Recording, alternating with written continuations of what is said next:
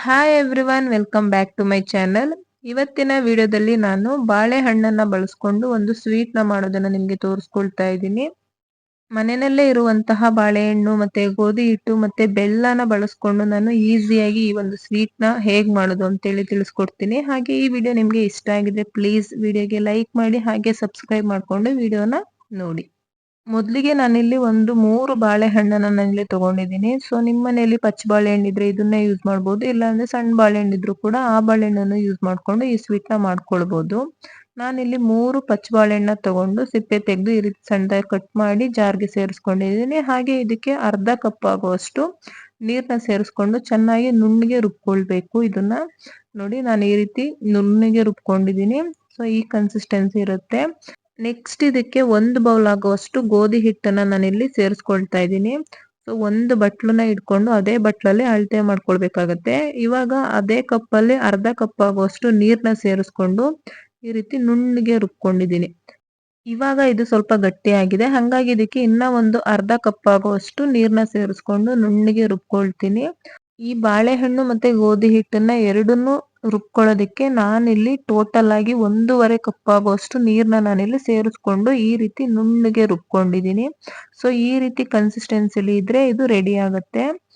Next ಇದನ್ನ ಪಕ್ಕಕ್ಕೆ ಇಟ್ಬಿಟ್ಟು ಇಲ್ಲಿ 1 ಕಪ್ ಆಗುವಷ್ಟು ಬೆಲ್ಲನ ತಗೊಂಡು ಅದಕ್ಕೆ ಅರ್ಧ ಕಪ್ ಆಗುವಷ್ಟು ನೀರ್ನ ಸೇರಿಸಿ ಬೆಲ್ಲನ ಕಂಪ್ಲೀಟ್ ಆಗಿ ಕರ್ಗಿಸ್ಕೊಳ್ತೀನಿ. ಬೆಲ್ಲನ ಈ ರೀತಿ ಕರಗಿಸ್ಬಿಟ್ಟು ಸೋದಿಸ್ಕೊಂಡು ಆ ನಂತರ ಇದನ್ನ ನಾವು ಯೂಸ್ ಮಾಡ್ಕೊಳ್ಬೇಕು. ಯಾಕಂದ್ರೆ ಬೆಲ್ಲದಲ್ಲಿ ಕಸ ಕಡ್ಡಿ ಏನಾದ್ರೂ ಇರುತ್ತೆ, ಕಲ್ಲು. ಹಂಗಾಗಿ ಇದನ್ನ ನಾನು ಕಂಪ್ಲೀಟ್ ಆಗಿ ಕರ್ಗಿಸ್ಕೊಂಡು ಈ ರೀತಿ ಶೋಧಿಸ್ಕೊಳ್ತಾ ಇದ್ದೀನಿ.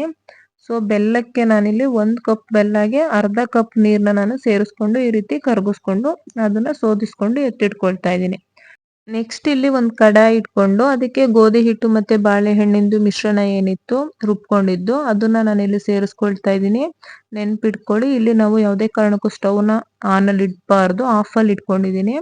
ಅದ್ರ ಜೊತೆಗೆ ಈ ಕರ್ಗಿಸ್ಕೊಂಡಿರುವಂತಹ ಬೆಲ್ಲದ ನೀರೇನಿತ್ತು ಅದನ್ನು ಕೂಡ ಇಲ್ಲಿ ಸೇರಿಸ್ಕೊಂಡು ಬೆಲ್ಲ ಮತ್ತೆ ಬಾಳೆಹಣ್ಣು ಗೋಧಿ ಹಿಟ್ಟಿಂದು ಮಿಕ್ಸ್ ಏನಿತ್ತು ಅದೆಲ್ಲವನ್ನು ನೀಟಾಗಿ ಮಿಕ್ಸ್ ಆಗ್ಬೇಕು.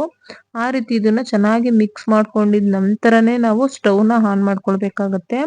ಇಲ್ಲಾಂದ್ರೆ ನಾವು ಮೊದ್ಲೇ ಸ್ಟವ್ನ ಆನ್ ಮಾಡ್ಕೊಂಡು ಮಿಕ್ಸ್ ಮಾಡ್ಕೊಳಕ್ ಹೋದ್ರೆ ಅದು ಗಂಟಾಗೋ ಚಾನ್ಸಸ್ ಇರುತ್ತೆ. ಹಂಗಾಗಿ ನಾವು ಹಾಕಿದ್ದು ಬೆಲ್ಲ ಮತ್ತೆ ಗೋಧಿ ಹಿಟ್ಟಿಂದು ಮಿಶ್ರಣನ ಈ ರೀತಿ ಚೆನ್ನಾಗಿ ಮಿಕ್ಸ್ ಮಾಡ್ಕೊಂಡು ಆ ನಂತರ ನಾವು ಸ್ಟವ್ನ ಆನ್ ಮಾಡಿ ಈ ಸ್ವೀಟ್ ನ ನಾವು ರೆಡಿ ಮಾಡ್ಕೊಳ್ಬೇಕಾಗತ್ತೆ.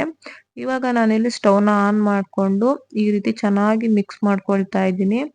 ಈ ಒಂದು ಸ್ವೀಟ್ ನ ನಾವು ಈ ರೀತಿ ಮೀಡಿಯಂ ಫ್ಲೇಮ್ ನಲ್ಲಿ ಇಟ್ಕೊಂಡು ಈ ರೀತಿ ತಿರುಗಿಸ್ಕೊಳ್ತಾ ಬಂದ್ರೆ ಈ ಸ್ವೀಟು ಈ ಮಿಶ್ರಣ ಏನಿದೆ ಇದು ಗಟ್ಟಿ ಆಗ್ತಾ ಬರುತ್ತೆ. ಅಲ್ಲಿವರೆಗೂ ಇದೇ ರೀತಿ ನಾವು ಕೈ ಬಿಡ್ದನೇನೆ ಈ ರೀತಿ ಮಿಕ್ಸ್ ಮಾಡ್ತಾ ಬೇಯಿಸ್ಕೊಳ್ಬೇಕಾಗುತ್ತೆ. ಸೊ ನಾವು ಕೈ ಬಿಟ್ಟು ನಾವು ಹಾಗೆ ಬೇಯಲಿ ಅಂತ ಬಿಟ್ರೆ ತಳ ಹಿಡಿಯೋ ಚಾನ್ಸಸ್ ಇರುತ್ತೆ. ಹಂಗಾಗಿ ಕೈ ಬಿಡ್ದೇನೆ ಇದೇ ರೀತಿ ಮಿಕ್ಸ್ ಮಾಡ್ತಾ ಬೇಯಿಸ್ಕೊಳ್ಬೇಕು ಈ ಸ್ವೀಟ್ ನ. ನಿಮ್ಗೇನಾದ್ರೂ ಈ ಮಿಶ್ರಣ ತಡ ಹಿಡಿತಿದೆ ಅಂತ ಅನ್ಸಿದ್ರೆ ಉರಿನ ಮೀಡಿಯಂ ಫ್ಲೇಮ್ಗಿನ್ನ ಕಡಿಮೆ ಉರಿಲಿ ನಾವು ಇದನ್ನ ಸ್ವೀಟ್ ನ ಮಾಡ್ಕೊಳ್ಳಿ, ಆಗ ತಳ ಹಿಡಿಯಲ್ಲ.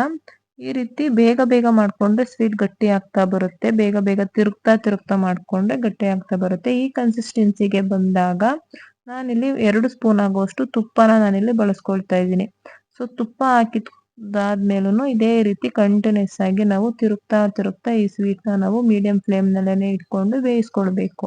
ಹಾಗೆ ಈ ಟೈಮ್ ಅಲ್ಲಿ ನಿಮ್ಗೆ ಸ್ವೀಟ್ ಏನಾದ್ರೂ ಸಿಹಿ ಕಡಿಮೆ ಅನ್ಸಿದ್ರೆ ಇನ್ನ 1-2 ಸ್ಪೂನ್ ಆಗುವಷ್ಟು ಬೆಲ್ಲದ ಪುಡಿನ ನಾವಿಲ್ಲಿ ಯೂಸ್ ಮಾಡ್ಕೊಳ್ಬಹುದು. ಇದೇ ರೀತಿ ನಾನು ತುಪ್ಪ ಹಾಕಿದ್ಮೇಲೂ ಈ ರೀತಿ ಚೆನ್ನಾಗಿ ಮಿಕ್ಸ್ ಮಾಡ್ಕೊಳ್ತಾ ಇದ್ದೀನಿ. ನೋಡಿ, ಈ ರೀತಿ ಗಟ್ಟಿ ಆಗ್ತಾ ಬರುತ್ತೆ. ಹಾಗೆ ಇನ್ನ 2 ಸ್ಪೂನ್ ಆಗುವಷ್ಟು ತುಪ್ಪನ ಸೇರಿಸಿ ಈ ರೀತಿ ಚೆನ್ನಾಗಿ ತುಪ್ಪ ಮತ್ತೆ ಈ ಒಂದು ಮಿಶ್ರಣ ಗೋಧಿ ಮಿಶ್ರಣ ಏನಿತ್ತು ಅದು ಇದ್ರ ಜೊತೆ ಚೆನ್ನಾಗಿ ತುಪ್ಪದಲ್ಲಿ ಇದು ಬೇಯಬೇಕು. ಆ ರೀತಿ ಇದನ್ನ ಮಿಕ್ಸ್ ಮಾಡ್ಕೊಂಡು ತಿರುಗಿಕೊಳ್ತಾ ಇದ್ದೀನಿ. ಹಾಗೆ ಇದಕ್ಕೆ ಸ್ವಲ್ಪ ಏಲಕ್ಕಿ ಪುಡಿನ ನಾನಿಲ್ಲಿ ಸೇರಿಸ್ಕೊಂಡು ಅದು ಕೂಡ ಚೆನ್ನಾಗಿ ಎಲ್ಲದ್ರ ಜೊತೆ ಹೊಂದ್ಕೊಳ್ಳೋ ಹಾಗೆ ಈ ರೀತಿ ಚೆನ್ನಾಗಿ ಮಿಕ್ಸ್ ಮಾಡ್ಕೊಳ್ತಾ ಬೇಯಿಸ್ಕೊಳ್ತೀನಿ. ನೋಡಿ, ಸ್ವೀಟ್ ಇದೇ ರೀತಿ ತಳ ಬಿಡ್ತಾ ಬರುತ್ತೆ. ಸ್ವೀಟ್ ಕಂಪ್ಲೀಟ್ ಆಗಿ ನಮ್ಗೆ ತಳ ಬಿಡ್ಬೇಕು, ಅಲ್ಲಿವರೆಗೂ ನಾವು ಈ ರೀತಿ ತಿರುಗ್ತಾ ಬೇಯಿಸ್ಕೊಳ್ಬೇಕು. ಇದೇ ರೀತಿ ನೀವು ಎಷ್ಟು ಟೈಮ್ ನೀವು ಬೇಯಿಸ್ತೀರಾ ಅಷ್ಟು ಬೇಗ ಈ ಸ್ವೀಟ್ ರೆಡಿ ಆಗುತ್ತೆ. ಅಂದ್ರೆ ಈ ಸ್ವೀಟ್ ಬೇಗ ಗಟ್ಟಿ ಆಗ್ಬೇಕು, ಹಾಗೆ ಇದು ಪ್ಯಾನ್ ಬಿಡೋದಿಕ್ಕೆ ಶುರುವಾಗ್ಬೇಕು. ಅಂದ್ರೆ ತಳ ಹಿಡಿದೆ ಕಂಪ್ಲೀಟ್ ಆಗಿ ಈ ರೀತಿ ಬಿಡ್ತಾ ಬರ್ಬೇಕು, ಅಲ್ಲಿವರೆಗೂ ನಾವು ಇದನ್ನ ಬೇಯಿಸ್ಕೊಳ್ಬೇಕು. ನೋಡಿ ಇವಾಗ ಇದು ಪ್ಯಾನ್ ಬಿಡ್ಲಿಕ್ಕೆ ಶುರುವಾಗಿದೆ, ಹಾಗೆ ಸ್ವೀಟ್ ನಲ್ಲಿ ಇರುವಂತಹ ತುಪ್ಪ ಕೂಡ ಬಿಡ್ಲಿಕ್ಕೆ ಶುರುವಾಗಿದೆ. ನೋಡಿ ಈ ರೀತಿ ಪ್ಯಾನ್ ಬಿಡ್ಬೇಕು, ಜೊತೆಗೆ ತುಪ್ಪ ಬಿಡ್ಬೇಕು, ಅವಾಗಷ್ಟೇನೆ ಇದು ಸ್ವೀಟ್ ಆಗಿದೆ ಅಂತ ಅರ್ಥ. ನಿಮ್ಗೆ ಏನಾದ್ರು ತುಪ್ಪ ಬಿಡ್ತಿಲ್ಲ, ಪ್ಯಾನ್ ಬಿಡ್ತಿಲ್ಲ ಅಂತ ಹೇಳಿದ್ರೆ ಇನ್ನ ಒಂದ್ 5 ನಿಮಿಷ ಇದನ್ನ ಚೆನ್ನಾಗಿ ಈ ರೀತಿ ತಿರುಗ್ತಾ ತಿರುಗ್ತಾ ಬೇಯಿಸ್ಕೊಳ್ಬೇಕಾಗುತ್ತೆ. ಸೊ ಇವಾಗ ಸ್ವೀಟ್ ರೆಡಿ ಆಗಿದೆ, ತಳ ಬಿಟ್ಟಿದೆ. ಹಾಗೆ ನೆಕ್ಸ್ಟ್ ಇಲ್ಲಿ ಒಂದು ಪ್ಲೇಟ್ಗೆ ನಾನು ಈ ರೀತಿ ತುಪ್ಪನ ಸವರ್ಕೊಂಡು ಇಡ್ತಾ ಇದ್ದೀನಿ. ಸೊ ಈ ರೀತಿ ತುಪ್ಪ ಸವರೋದ್ರಿಂದ ನಾವಿಲ್ಲಿ ಸ್ವೀಟ್ ನ ಇದ್ರ ಮೇಲೆ ಹಾಕಿದಾಗ ಸ್ವೀಟ್ ಅಂಟ್ಕೊಳ್ಳೋದಿಲ್ಲ, ಈಸಿಯಾಗಿ ನಾವು ಸ್ವೀಟ್ ನ ಕಟ್ ಮಾಡಿ ನಾವು ತಗೊಳ್ಬಹುದು. ಇವಾಗ ತುಪ್ಪ ಸವರ್ಕೊಂಡಿರುವಂತಹ ಪ್ಲೇಟ್ಗೆ ನಾವು ಬೇಯಿಸಿ ರೆಡಿ ಮಾಡಿ ಇಟ್ಕೊಂಡಿರುವಂತಹ ಬಾಳೆಹಣ್ಣು ಮತ್ತೆ ಗೋಧಿ ಹಿಟ್ಟಿನ ಸ್ವೀಟ್ ನ ನಾನಿಲ್ಲಿ ಹಾಕೊಂಡು ಈ ರೀತಿ ಸಮವಾಗಿ ನಾನು ಹರಡ್ತಾ ಇದ್ದೀನಿ. ಸೊ ಈ ಬಿಸಿ ಇರುವಾಗ್ಲೇನೆ ಇದನ್ನ ನಾವು ಪ್ಲೇಟ್ಗೆ ಹಾಕೊಳ್ಬೇಕು. ಈ ರೀತಿ ಒಂದು ಸ್ಪೂನ್ ನ ಸಹಾಯದಿಂದ ಇದನ್ನ ಈಕ್ವಲ್ ಆಗಿ ನಾನು ಸ್ಪ್ರೆಡ್ ಮಾಡ್ತಾ ಇದ್ದೀನಿ.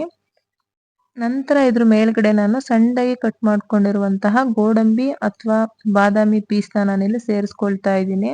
ನೀವು ಬೇಕಿದ್ರೆ ಗೋಡಂಬಿ ಪೀಸ್ ನ ಸೇರಿಸ್ಕೊಳ್ಬಹುದು, ಅಥವಾ ಕಡಲೆ ಬೀಜನ ಸೇರಿಸ್ಕೊಳ್ಬಹುದು, ಅಥವಾ ಬಿಳಿ ಎಳ್ಳನ್ನ ಕೂಡ ಸೇರಿಸ್ಕೊಳ್ಬಹುದು. ನಾನಿಲ್ಲಿ ಬಾದಾಮಿ ಚೂರುಗಳನ್ನ ಸೇರಿಸ್ಕೊಂಡಿದ್ದೀನಿ. ಇದು ಯಾವ್ದು ಹಾಕ್ಲಿಲ್ಲ ಅಂದ್ರೂ ನಡೆಯುತ್ತೆ, ಹಾಗೆ ಕೂಡ ಮಾಡ್ಕೊಳ್ಬಹುದು. ಇದನ್ನ ಹಾಕಿ ಲೈಟ್ ಆಗಿ ಪ್ರೆಸ್ ಮಾಡಿ ಇದನ್ನ ಕಂಪ್ಲೀಟ್ ಆಗಿ ತಣ್ಣಗಾಗೋದಕ್ಕೆ ಬಿಟ್ಟು ಆನಂತರ ನಾನಿಲ್ಲಿ ಶೇಪ್ಸ್ ಆಗಿ ಕಟ್ ಮಾಡ್ಕೊಳ್ತಾ ಇದ್ದೀನಿ ಸ್ವೀಟ್ಸ್ ನ. ನೋಡಿ ಒಂದ್ ಸ್ವಲ್ಪನೂ ಅಂಟ್ಕೊಳ್ತಿಲ್ಲ, ಈಸಿಯಾಗಿ ನಾವು ಸ್ವೀಟ್ ನ ಕಟ್ ಮಾಡ್ಕೊಳ್ಬಹುದು. ನೋಡ್ತಿದ್ದೀರಾ ಅಲ್ವಾ, ಚಾಕುನಲ್ಲಿ ಸ್ವಲ್ಪನೂ ಅಂಟಿಲ್ಲ ಸ್ವೀಟ್, ಹಾಗೆ ಸ್ವೀಟ್ ಕೂಡ ಹಾಳಾಗ್ತಿಲ್ಲ, ಈಸಿಯಾಗಿ ನಮ್ಗೆ ಕೈಗೆ ಸಿಗ್ತಾ ಇದೆ. ನೋಡ್ತಿದ್ದೀರಾ ಅಲ್ವಾ ಎಷ್ಟು ಈಸಿಯಾಗಿ ನಾನು ಸ್ವೀಟ್ ನ ಪ್ಲೇಟ್ ನಿಂದ ತೆಗಿತಿದ್ದೀನಿ ಅಂತ ಹೇಳ್ಬಿಟ್ಟು. ನೋಡಿ ಅದ್ರ ಟೆಕ್ಸ್ಚರ್ ಕೂಡ ಅಷ್ಟೇನೆ ತುಂಬಾನೇ ಚೆನ್ನಾಗಿ ಬಂದಿತ್ತು, ಹಾಗೆ ಸ್ವೀಟ್ ಟೇಸ್ಟ್ ಕೂಡ ತುಂಬಾನೇ ಚೆನ್ನಾಗಿತ್ತು ಅಂತಾನೆ ಹೇಳ್ಬೋದು. ಕೇವಲ 1 ಬೌಲ್ ಗೋಧಿ ಹಿಟ್ಟಿದ್ರೆ ಸಾಕು, ಈ ರೀತಿ ತಟ್ಟೆ ತುಂಬಾ ನಾವು ಈ ಸ್ವೀಟ್ಸ್ ನ ಮಾಡ್ಕೊಳ್ಬಹುದು. ಮನೆಯಲ್ಲೇನೆ ಇರುವಂತಹ 1, 2, 3 ಪದಾರ್ಥಗಳಲ್ಲಿ ನಾವು ಈ ಒಂದು ರುಚಿಯಾಗಿರುವಂತಹ ಸ್ವೀಟ್ ನ ನಾವು ಮಾಡ್ಕೊಳ್ಬಹುದು. ಖಂಡಿತವಾಗಿಯೂ ನೀವು ಒಂದ್ಸರಿ ಟ್ರೈ ಮಾಡಿ, ಅಷ್ಟೇ ರುಚಿಯಾಗಿ ಬರುತ್ತೆ ಈ ಒಂದು ಸ್ವೀಟು. ನಾನಿವಾಗ ಇನ್ನೊಂದು ಪ್ಲೇಟ್ಗೆ ಎಲ್ಲಾನು ತೆಗೆದು ಸರ್ವ್ ಮಾಡ್ತಾ ಇದ್ದೀನಿ. ನೋಡ್ತಿದ್ದೀರಾ ಅಲ್ವಾ, ಅದ್ರ ಟೆಕ್ಸ್ಚರ್ ಆಗಿರ್ಬೋದು, ಅದ್ರ ಶೇಪ್ ಆಗಿರ್ಬೋದು, ಎಲ್ಲವೂ ಎಷ್ಟು ಚೆನ್ನಾಗಿ ಬಂದಿದೆ ಅಂತ ಹೇಳ್ಬಿಟ್ಟು. ನೀವು ಒಂದ್ಸಾರಿ ಖಂಡಿತವಾಗಿಯೂ ಟ್ರೈ ಮಾಡಿ, ಎಲ್ರಿಗೂ ತುಂಬಾನೇ ಇಷ್ಟ ಆಗುತ್ತೆ. ಮನೆಯಲ್ಲಿ ಏನಾದ್ರು ಬಾಳೆಹಣ್ಣು ತುಂಬಾನೇ ಜಾಸ್ತಿ ಇದೆ, ಹಾಳಾಗ್ತಿದೆ ಅಂತ ಹೇಳಿದಾಗ ಈ ತರ ಒಂದು ಸ್ವೀಟ್ ನ ನೀವು ಮಾಡ್ಕೊಳ್ಬಹುದು. ನೋಡಿದ್ರಲ್ವಾ ಎಷ್ಟು ಚೆನ್ನಾಗಿ ಬಂದಿದೆ ಸ್ವೀಟ್ ಅಂತ. ಮನೆಯಲ್ಲೇ ಇರುವಂತಹ ಕೆಲವೇ ಪದಾರ್ಥಗಳನ್ನ ಬಳಸ್ಕೊಂಡು ರುಚಿಯಾಗಿರುವಂತಹ ಹಾಗೆ ಆರೋಗ್ಯವಾಗಿರುವಂತಹ ಈ ಒಂದು ಸ್ವೀಟ್ ನ ರೆಸಿಪಿ ನಿಮ್ಗೆ ಇಷ್ಟ ಆಗಿದೆ ಅಂತ ಹೇಳಿ ಅನ್ಕೊಂಡಿದ್ದೀನಿ. ಈ ರೆಸಿಪಿ ನಿಮ್ಗೆ ಇಷ್ಟ ಆಗಿದ್ರೆ ಪ್ಲೀಸ್ ವಿಡಿಯೋಗೆ ಒಂದು ಲೈಕ್ ಮಾಡಿ, ಹಾಗೆ ಇನ್ನಷ್ಟು ಇದೇ ತರ ಒಳ್ಳೊಳ್ಳೆ ವಿಡಿಯೋಸ್ಗಳಿಗಾಗಿ ನನ್ನ ಒಂದು ಈ ಚಾನೆಲ್ ನ ಸಬ್ಸ್ಕ್ರೈಬ್ ಮಾಡ್ಕೊಂಡು ನನಗೆ ಸಪೋರ್ಟ್ ಮಾಡಿ, ಆದಷ್ಟು ವಿಡಿಯೋನ ಶೇರ್ ಮಾಡಿ. Thank you.